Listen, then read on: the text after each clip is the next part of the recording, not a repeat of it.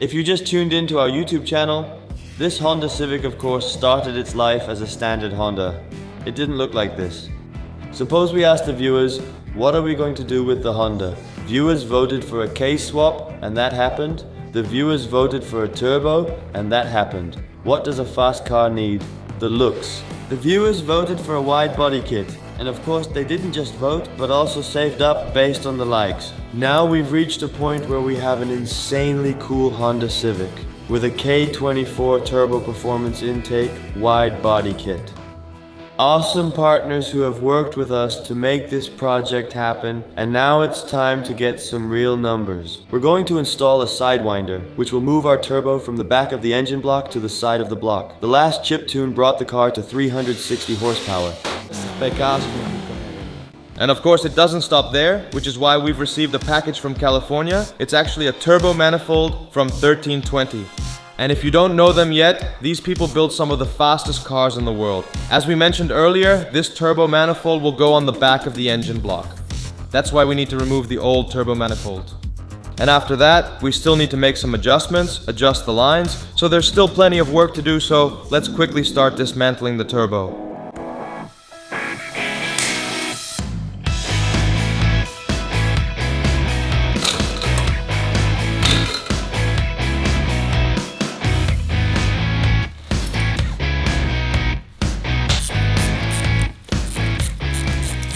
For now, we've completed all the work here. Next stop, down by Milan. To remove the turbo, you have to take off the downpipe, because otherwise you just don't have enough space to remove the turbo. In addition, the oil return line had to be disconnected. But before we could do that, we first had to drain the oil, otherwise oil would spill everywhere. After all this was disconnected, we could neatly remove the downpipe. Since our downpipe and screamer pipe are combined into one, we had to take it off. Alright guys, Daniel is now working on loosening the manifold because we want to lift off the turbo and the manifold together as one piece. But we're already making good progress because we've already removed the downpipe, taken off the turbo line, and drained the oil since the return line had to be disconnected so we could slide our downpipe out from between them. And I have a little announcement. If you didn't know yet, we have a vlog channel as well, where we also make modifications to cars, but we do it more in a vlog style.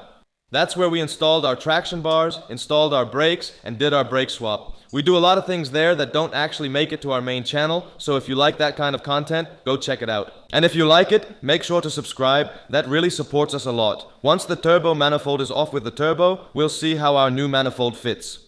Because yeah, this is of course a big brand, 1320.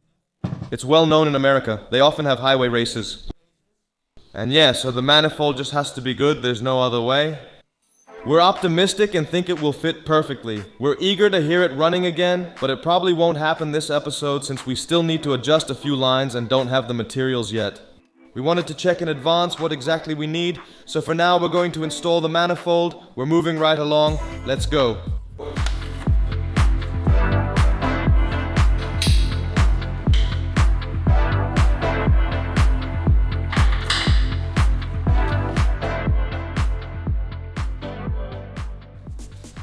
The lungs of the beast, the precision turbo guys. It still looks good, man, right? Yeah, he looks great. Is he shinier? No, it's fine. He's really filthy. Yeah, this turbo mesh has actually stopped quite a lot of dust, held it back. It can also suck in less air like this, right? That's true. That was already pointed out to us, right? Yes, that's right. So we really have to keep this very clean at all times. But imagine if you hadn't put that turbo mesh on. Turbo guard. Guard? Yes, guard. If you hadn't put that on, imagine what could have gotten in, right? A trip. It's dripping oil. How does the compressor feel to you? Good. Fortunately. Does it also look good? Of course, we've used launch control a lot, right? We've really abused it, but it still feels good. Yeah, it feels fantastic. Great. Now that the turbo is off, we can loosen the manifold from above, because we had very little space. I do want to adjust a few things, because this always really annoys me. Those studs sticking out, I'm definitely going to grind those off. They don't look good, so I'll take them off. And I wanted to say that now we can loosen these two bolts. It's very simple since the turbo is off. Also, one bolt has broken off. I know... that one too, you know, no... Not that one, not that one.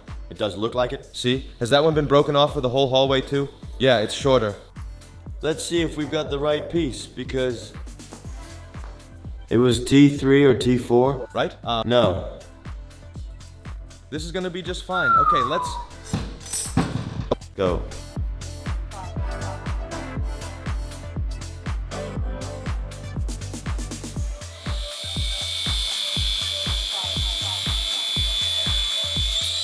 Just a little explanation. So we are going to heat wrap the manifold here. That means we're going to treat it with a heat resistant wrap, actually. We did the same with our downpipe. And it not only looks good, but it also helps keep the heat in the exhaust. And now guys, our fantastic Sidewinder. And it's called that of course because the turbo is mounted on the side of the engine block. That makes your engine perform better.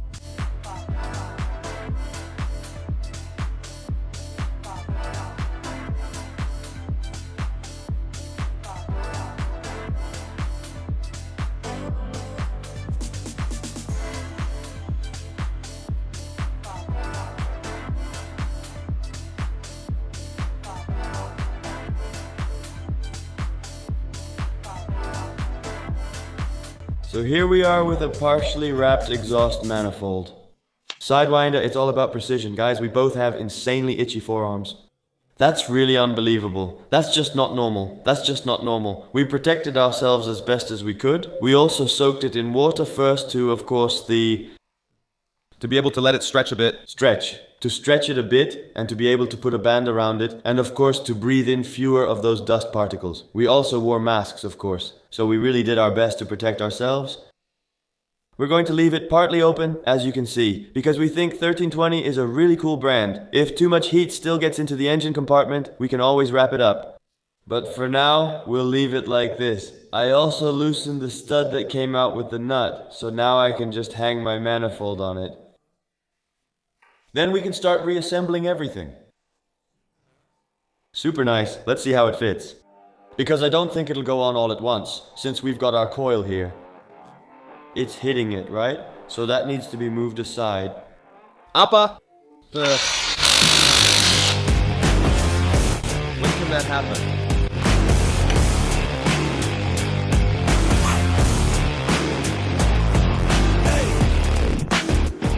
And then, to my surprise, I see that we made a small mistake. We didn't put hose clamps on one of them. So it could be that if it keeps getting hot and a bit of air gets in, it will just start dangling. Your heat shield, your heat wrap, you definitely don't want that. This meant we had to take everything apart again just to add the last hose clamp. I can't believe we forgot that. But anyway, we could rebuild it again after we put those hose clamps in place. It's time to remove the turbo. What's wrong? It's just not all that tight. It seems like we have to check a car with a lot of power more often for things coming loose or shaking loose. This is just nothing. And it never leaked? It never leaked. So that's weird too, right? Maybe it just falls in and seals it completely, but our beefy precision, 6.2. 6? What is 6266? How much did we pay for that turbo kit again? 1,500 euros, 1,500. Yeah, that's definitely plug and play. Yeah, since it also came from a, what was that, Accord? K4 with winning agreement. Yeah, that's where it came from. And then we only had to adjust the lines because those were longer. Yeah, and soon with this manifold, I really like it. It's definitely a bit different, isn't it? Just watch out, auto madness, track races, those kinds of things. We're coming, guys. We can basically just secure it and then it's fine like this. Is it good like this? Yeah. Because it only needs to bend a little that way.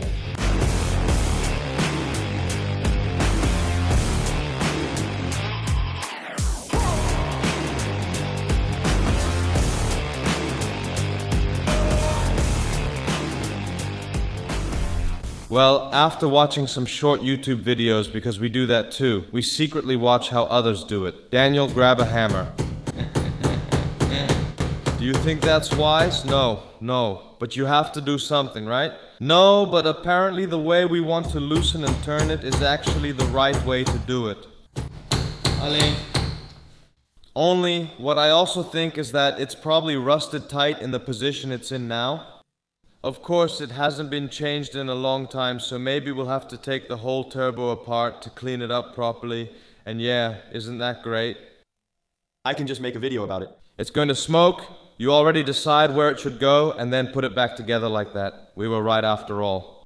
The supply really needs to be at 12 o'clock and the return really needs to be at 6 o'clock. So if you have the clock like this, so I can see it already. Daniel has already started unscrewing the turbo. Yes. Yes, no time to lose. There. Just bring a few patients to the table. Again, never done this before. Took apart a turbo.